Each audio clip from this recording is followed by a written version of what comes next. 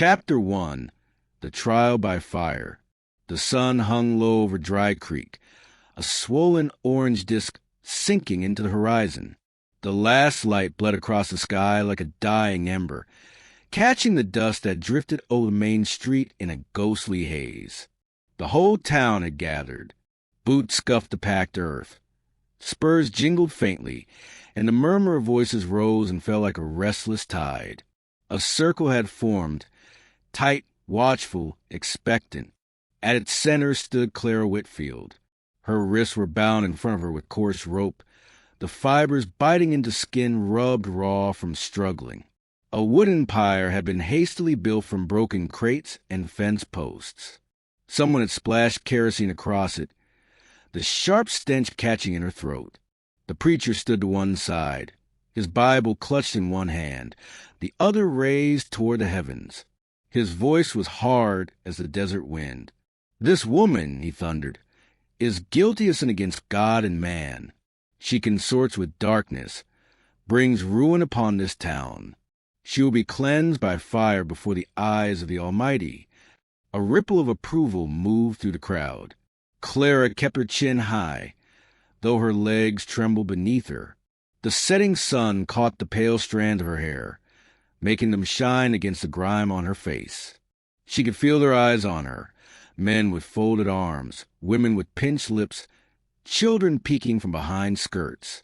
She searched those faces for mercy, found none. The torchbearer stepped forward, a lean man with a brim pulled low. The flame at the end of his brand wavered in the evening wind, casting flickers across the faces around her. Her heart pounded.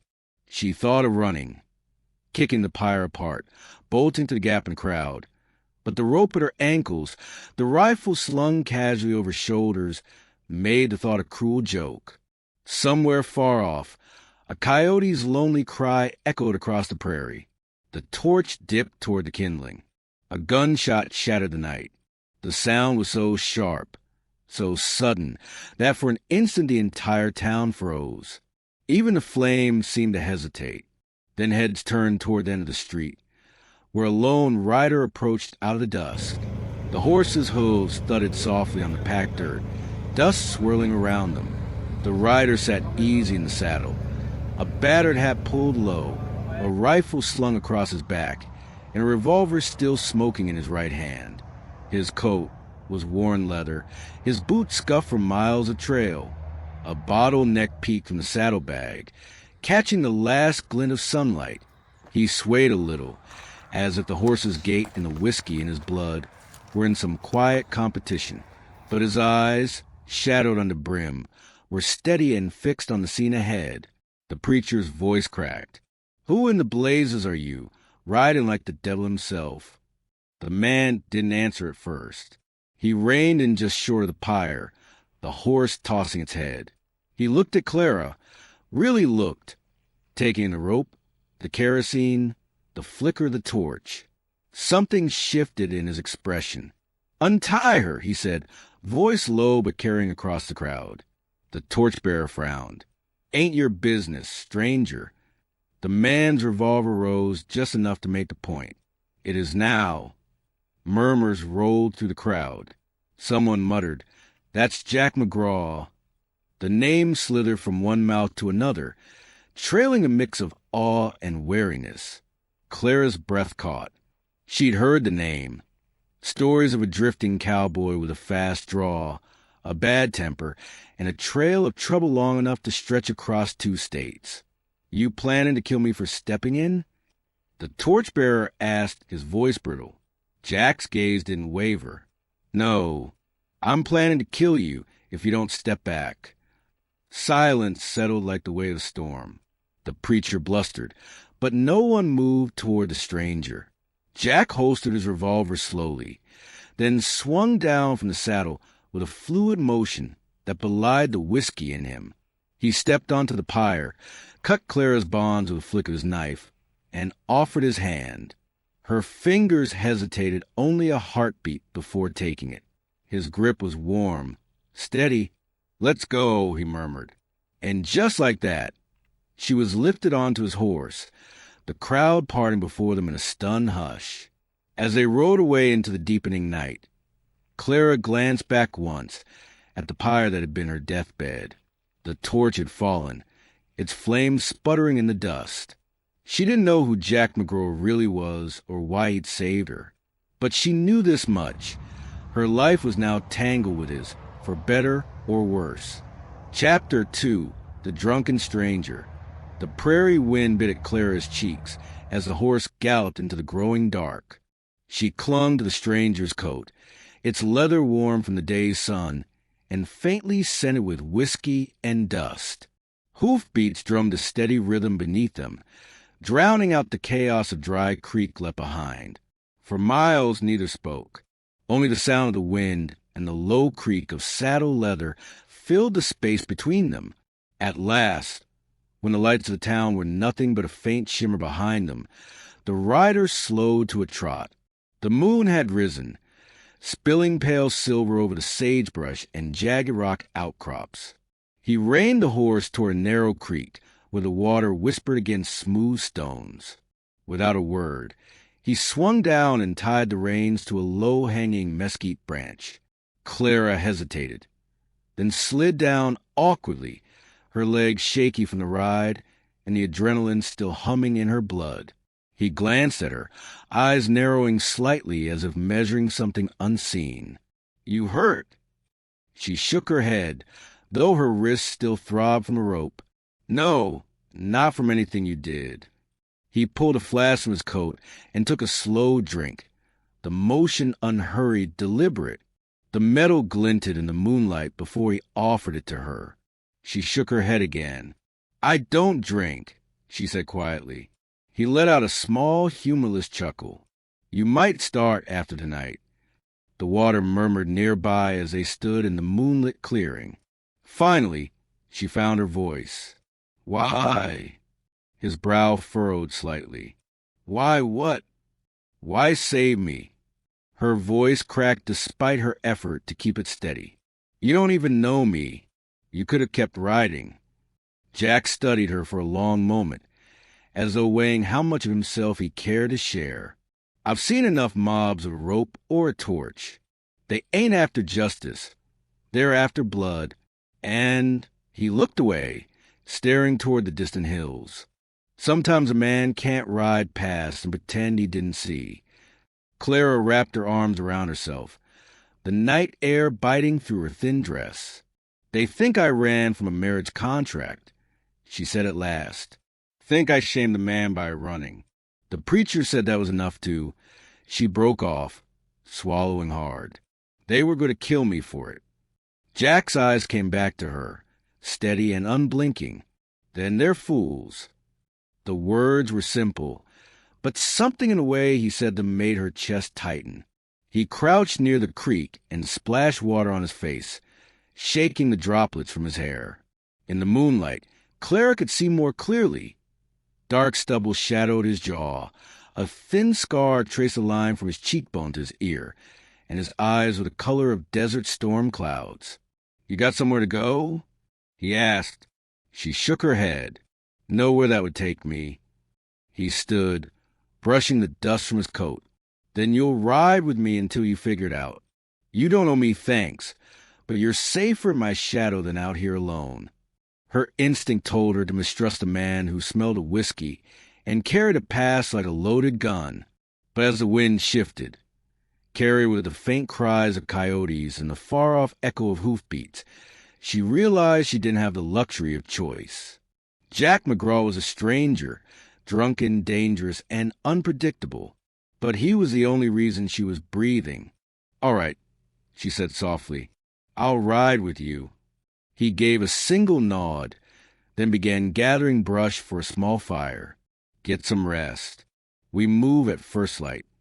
As the flames flickered to life, Clara sat across from him, her eyes tracing the lines of his weathered face.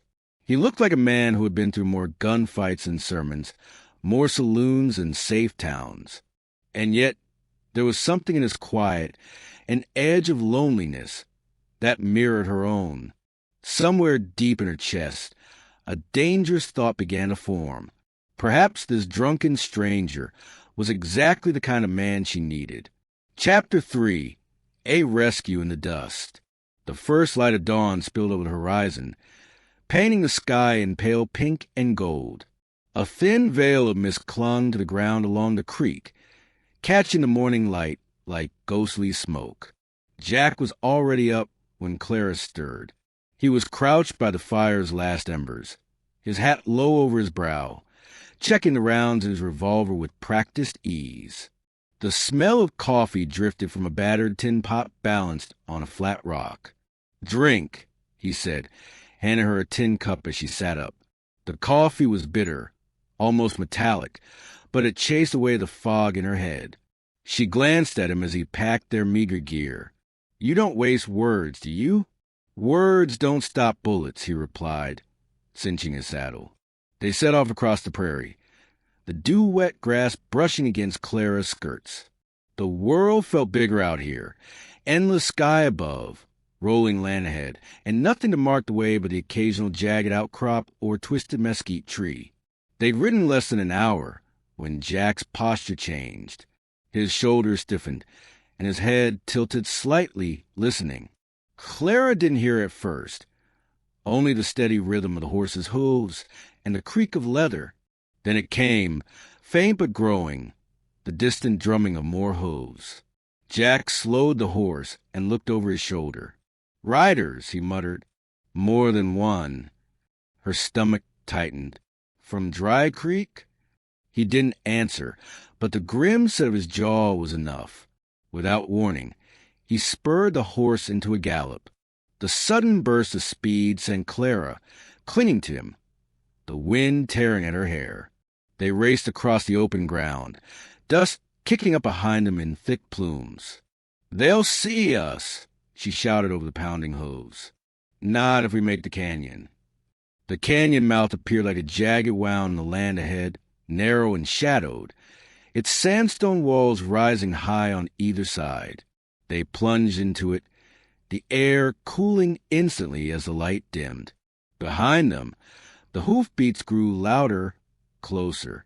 Jack pulled the horse to a sudden halt in a small bend of the canyon where the walls narrowed further. He swung down, helping Clara dismount. "Up there," he said, pointing to a ledge about 6 feet high. "Stay low and don't move." She hesitated. "What about?" "I'll draw 'em in." His voice was flat, certain. Reluctantly, she scrambled up the rock, the grit scraping her palms. From her vantage point, she could see him move with deliberate calm, pulling the rifle from his saddle scabbard. He leaned against the canyon wall, half hidden in shadow, and waited. The first rider appeared in the canyon mouth, a tall man in a black duster, rifle slung low. 2 more followed, their faces grim and eyes searching. "McGraw!" The lead rider's voice echoed against the stone. "Hand over the girl, and maybe we let you walk out alive." Jack stepped into view, rifle loose in his hands. "Maybe you ought to turn around before you end up decorating this canyon." The lead rider laughed, a harsh, ugly sound. 3 against 1. "I like those odds." "Funny," Jack said, sighting down the barrel. "So do I." The canyon erupted with gunfire. The sound cracked and boomed between the walls, deafening. Jack moved with fluid precision. 2 quick shots dropped the second rider. Before he could even bring his rifle up, Clara's heart pounded as she watched him reload in a blink and fire again, the third man's hat flying from his head as he jerked in the saddle and slumped to the ground. The lead rider cursed, wheeled his horse, and bolted back toward the open prairie. When the echoes faded, the canyon was filled only with the harsh breathing of the surviving horse and the acrid smell of gunpowder. Jack lowered the rifle, eyes scanning the bodies with the detached calm of a man who had done this too many times. Clara slid down from the ledge, her legs shaking. "You could have been killed," she said, voice trembling. He looked at her, unreadable. "So could you. That's why you stay put when I tell you." She bristled at his tone but bit back a retort. He wasn't wrong. Still, something in her tightened, not from fear, but from the raw. Fierce Wade stood between her and death. Jack mounted up again, offering his hand. "Come on. We bought ourselves a little time, but not much." She took it, swinging up behind him. As they rode out of the canyon, the dust from the fight still hanging in the air, Clara knew one thing for certain. She might not understand Jack McGraw, but she trusted him with her life. And that, she realized, was more dangerous than any gunfight. Chapter 4, Secrets by the Campfire. By the time the sun began to sink, the land was bathed in that fleeting gold that made even the dusk glow. Jack chose a hollow between two sandstone outcrops, sheltered from the wind and invisible from a distance. He dismounted without a word, moving with the tired efficiency of a man who had done this more nights than he cared to count. Clara followed his lead, her legs sore from hours in the saddle, her skirts collecting burrs and dirt. Jack knelt to strike a fire. The sound of flint sparking echoed briefly in the stillness before the first small flame caught, licking at the dry kindling. The smell of smoke curled up into the cooling air. "You've done that a few times," Clara said, sitting cross-legged across from him. "More than I can remember," he replied, eyes fixed on the fire. She watched him in the firelight. It softened the lines of his face, but it didn't erase them. He looked carved from the same grit and stubbornness as the land itself. She wanted to know more, but Jack McGraw wasn't the kind of man you just asked things from. So she started with herself. "They said I was promised to a man named Thomas Rigby," she began, voice low. "Rancher, widower, twice my age. My father owed him money, so he made the arrangement. I was to marry him at the end of the summer." Jack didn't move, but his gaze lifted to hers, steady and dark.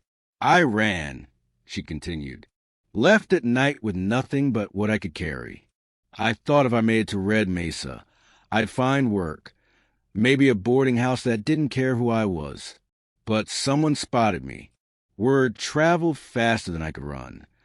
Jack's mouth tightened. "So Rigby put a bounty on his runaway bride." She nodded. "He's got friends in Dry Creek, the preacher among them." For a long moment, the only sounds were the crackle of the fire and the faint rustle of the wind through sagebrush. Then Jack leaned back on one elbow, eyes half-shadowed under his hat brim. "My turn," he said. "I was born in a mining camp in Colorado Territory. My old man was a drunk. My ma died when I was 12. I learned early that if I didn't fight for something, someone else would take it from me." He took a swig from his flask before continuing. "When I was 19, I worked cattle drives. Saw more of this country than I care to remember. Made some friends. Made more enemies. Got in a gunfight in Laredo. I didn't start, but sure as hell finished. Folks there still say my name like a curse." Clara's eyes didn't leave him. "Why keep running?" Jack gave a humorless smile. "Because there's always someone faster, meaner, or dumber, and I've yet to meet the one who's all three at once." She laughed softly despite herself. It surprised her how quickly his dry humor could cut through the weight between them. The night deepened. Stars spilled across the sky in a scatter of white fire. The coyotes sang somewhere far off, their calls carrying over the open land. Jack tossed her a bedroll from his saddlebag. "Get some sleep? We ride early." Clara spread it out near the fire, but hesitated before lying down. "Jack," she said softly. He looked over, one eyebrow raised. "Thank you. For everything." He gave a slight nod, but something in his eyes softened, just for a moment. "Don't thank me yet. We're a long way from safe." Clara lay down, watching the firelight dance across his face until her eyes grew heavy. She told herself she was only studying him out of caution, but the truth was harder to ignore. The more she learned about Jack McGraw, the more dangerous he became. Not because of his gun, but because she could feel herself beginning to trust him. And trust she knew, could burn worse than any fire. Chapter 5.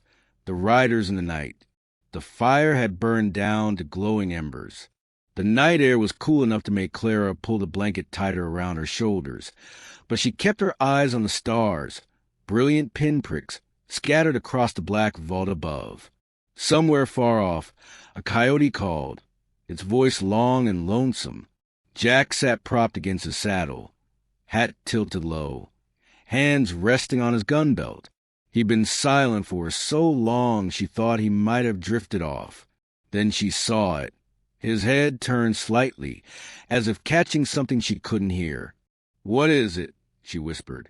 "Hoofbeats," he murmured. His voice was calm, but there was a tension in it, like a drawn bowstring. Clara strained her ears. At first she caught nothing, then, yes, a faint, rhythmic thud, growing clearer. Jack stood, moving toward the horses. "Stay down." "In the shadows," he said, his tone leaving no room for argument. She slid behind a boulder as he led his gelding to a darker spot near the canyon wall.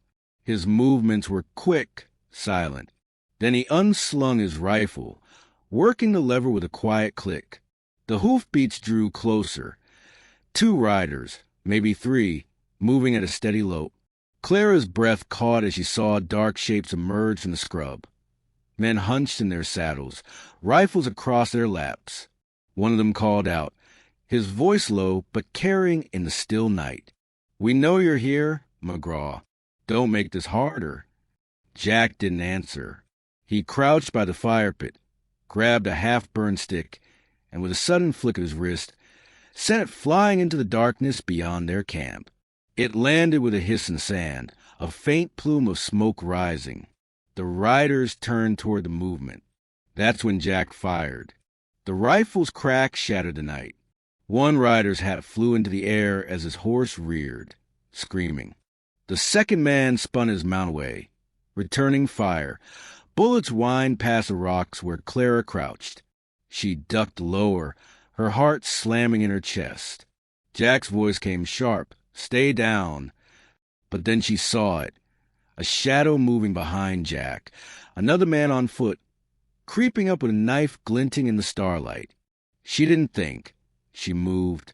Her hand closed around the small Colt pistol Jack had given her earlier, just in case. She stood, leveled the pistol, and fired. The shot was deafening in the tight space, the recoil jarring her arm. The man dropped to his knees, the knife clattering to the ground. Jack whirled, his eyes locking with hers for a brief, fierce moment. No words, just a flash of something between gratitude and warning. He turned back to the fight, sending 2 more shots downrange. One rider fell silent. The other broke off, spurring his horse hard into the dark. The sound of retreating hoofbeats faded until there was nothing but the harsh pant of the horses and the ringing in Clara's ears. Jack strode to her, his face hard in the dim firelight. "You could have been killed," he said, voice low. "You could have been, too," she shot back, her hands trembling. They stood close, the night pressing in around them. His breath still carried the faint heat of the fight, hers the sharp tang of fear. Finally, his gaze softened, just enough. "You did good," he admitted. Clara didn't know if it was the praise, the danger, or the way his voice had dropped on those last words, but her pulse quickened for reasons that had nothing to do with the gunfire. Jack bent to check the fallen man, then began gathering their things. "We can't stay here. More will be coming." Within minutes, they were mounted and riding again under the silver wash of moonlight, the prairie stretching endlessly before them.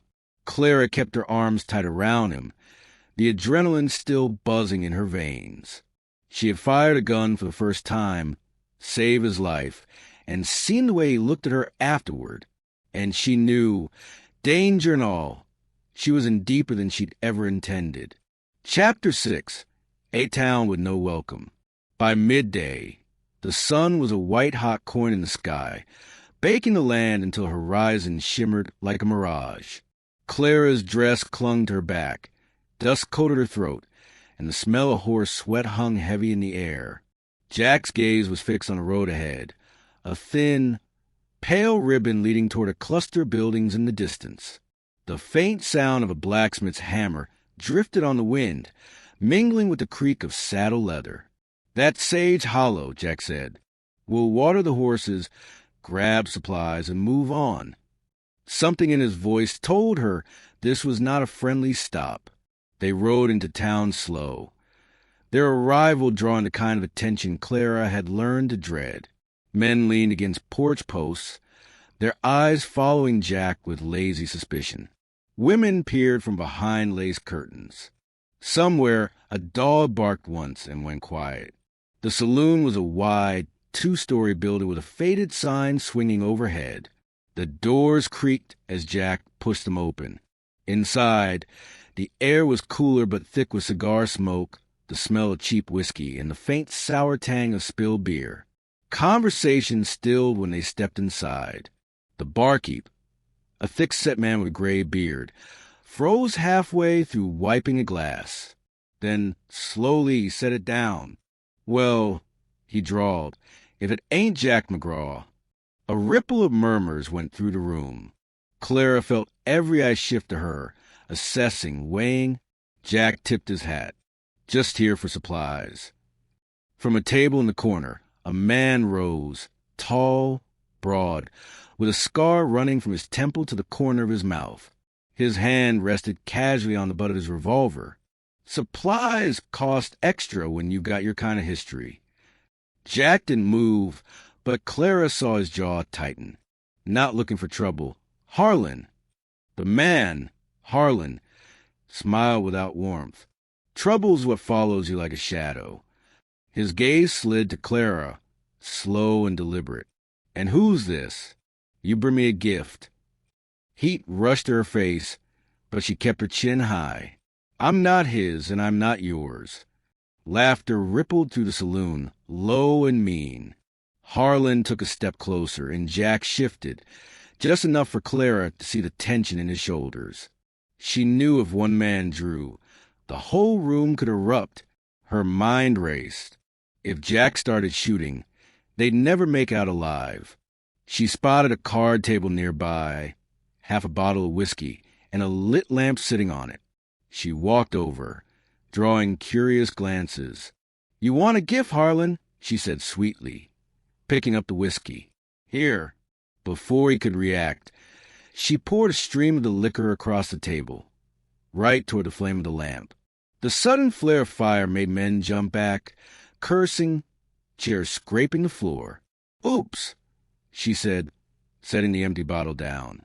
"Guess I'm clumsy." The barkeep bellowed about his table, and the distraction was all Jack needed. He took her arm, steering her toward the door fast but controlled. "Move." They were back in the saddle within minutes, the town shrinking behind them. Only when they were on the open road, again did Jack speak. "Not bad," he said, his tone somewhere between grudging respect and surprise. Clara gave him a small, sly smile. Words don't stop bullets, right? For the first time that day, he laughed, a real laugh, rough and low. "You're learning." The sound of it stayed with her long after Sage Hollow was just a heat haze memory on the horizon. And somewhere deep inside, she realized she wanted to hear that laugh again. Chapter 7, Love and the Crossfire.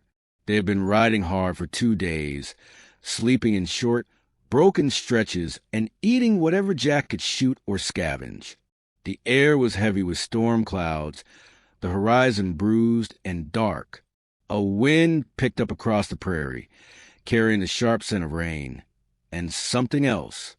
Hoofbeats. Jack reined in sharply, his gaze sweeping the land behind him. Clara followed his eyes and saw it. A thin line of riders cresting a ridge in the distance, the faint glint of rifles under the stormy light. "Dry Creek posse," Jack said flatly. "Rigby must have doubled the bounty." Before she could reply, the first crack of a rifle split the air, the bullet whining past her ear. Jack wheeled his horse toward the nearest cover, a half-abandoned trading post squatting on the prairie like a tired old sentinel. They reached it just as more gunfire tore through the dust around them. Jack jumped down, yanking Clara with him. Inside, the door groaned open under his shove, revealing a dim, musty interior. Broken shelves, overturned crates, and the faint smell of mold told her the place hadn't seen trade in years. "Stay low," he ordered, moving to the window. His rifle barked twice, and someone outside screamed. The answering fire slammed into the building, splinters stinging Clara's cheek. Her hands trembled, but she scanned the floor, finding an old revolver half buried under debris. She checked the cylinder. 2 rounds left. Not much, but better than nothing. The sound of boots hitting the ground outside told her they were moving in. Jack caught her eye. If they get through that door, shoot first. The door shuddered under a kick. Another, then it burst open, and 2 men lunged inside, shouting. Jack dropped one with a single shot, but the second swung his rifle toward him. Clara didn't think. She raised the revolver and fired. The blast echoed through the small room, the smell of powder filling her nose. The man stumbled back, clutching his side, and collapsed. Jack's eyes met hers across the smoke-filled room. There was no time for words, but something passed between them. Sharp, electric. More riders were circling outside, firing through the windows. Jack grabbed her hand, pulling her toward the back door. They burst out into the storm, the first drops of rain cutting through the dust. "Run for the horses!" he shouted over the rising wind. They mounted in one motion, Jack firing over his shoulder as they tore across the open land. Thunder rolled overhead, and lightning split the sky, turning the world silver-white for a heartbeat. When they finally outpaced the posse, they slowed to a canter, both breathing hard. The rain had slicked Jack's hair to his forehead, his hat lost somewhere in the fight. Clara could still feel the weight of the revolver in her hand, the echo of the shot ringing in her bones. "You saved my life," he said, voice rough. "You've saved mine more than once," she replied, meeting his gaze. For a long moment, they rode in silence, the rain softening to a mist. Then Jack reached over, his hand brushing hers on the reins. "We make a good team, Clara Whitfield." Her heart thudded at the sound of her name in his voice. "Maybe we do." The storm broke fully then, rain sweeping over them, and they rode side by side into gray, the line between survival and something far more dangerous blurring with every mile. Chapter 8, The Last Sunrise in Dry Creek. They rode through the night, the prairie a black ocean beneath a sky littered with cold stars. Neither spoke much. Both knew what lay ahead. By the time the first pale streaks of dawn bled into the horizon, the jagged outline of Dry Creek rose before them. Jack slowed his horse, the leather creaking as he leaned forward in the saddle. "Once we ride in, there's no turning back." Clara's fingers tightened on the reins. "Then let's not give them a chance to decide our fate." The streets of Dry Creek were quiet when they entered, the soft light of morning glinting off windows, still fog from the night. A few townsfolk were already stirring, carrying buckets, sweeping porches, but the sight of Jack McGraw and Clara Whitfield riding side by side froze them in place. By the time they reached the center of town, the silence was broken by the shuffle of boots and the murmur of gathering voices. The preacher was there, tall and thin as a fence post, Bible clutched like a weapon. Beside him stood Thomas Rigby, his broad frame and silvered hair unmistakable. "McGraw," Rigby called, his voice thick with contempt. "You've brought back what's mine." "She's not yours," Jack said, his voice low but carrying. "And if you've got a problem with that, we can settle it right now." A murmur rippled through the crowd. The preacher stepped forward, his tone all righteous venom. "That woman dishonored her promise before God.